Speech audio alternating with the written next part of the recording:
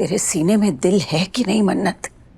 ये जो कुछ भी तू करना चाह रही है ना, उससे नुकसान सिर्फ इबादत का नहीं होगा। तेरी अम्मी, मेरी दुआ, वो ये सब कैसे बर्दाश्त करेगी? गजल का सच बाहर नहीं आना चाहिए मन्नत। मेरी दुआ ने सालों साल इस राज को छुपाने के लिए अपने सीने पर एक पत्थर रखा हुआ है। मेरी बात सुन मन्नत, बेटा अपनी अम्मी की तरबियत को इस तरह से गाली मत दे। गजल ने सिर्फ दुआ के साथ ही गलत नहीं किया था, उसने पूरे घर की ईंट से ईंट बजा दी थी।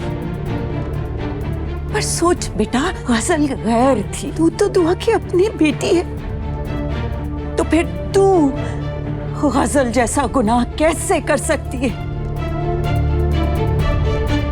दुआ जानती थी कि इबादत उसकी दुश्मन की बेटी है, मगर ये जानते हुए भी उसने कभी तुझ में और इबादत में कोई फर्क नहीं किया। जानती है क्यों?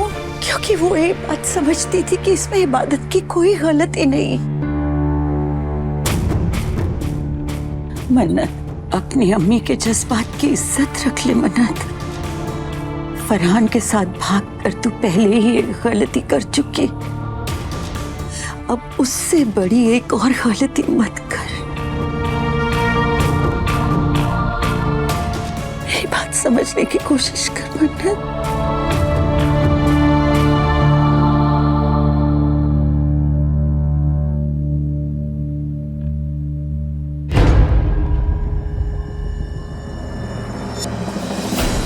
अपनी बकवास बातें आप अपने पास रखिए नानी अम्मी, क्योंकि मेरी अम्मी ने इबादत को नहीं, इबादत की शक्ल में एक सांप को पाला है। अरे मुझे तो हैरत होती है कि अम्मी ने उस इबादत को घर में रखा ही क्यों? जिसे आप समझदारी कह रही है ना, वो उनकी सबसे बड़ी बेवकूफी है। अरे दुश्मन की बेटी को घर में रख के पाला पोसा और अपनी बेटी के साथ गैरों जैसा बर्ताव किया उन्होंने।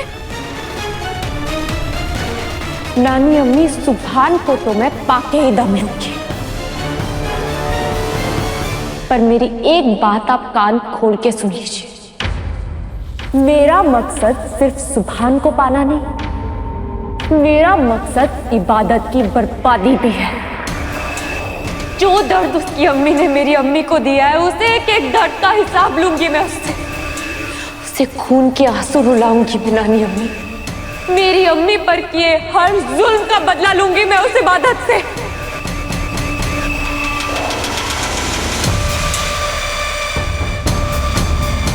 सिर्फ दुआ का ही नहीं, तुम्हें हमारा बदला भी लेना है मन्नत।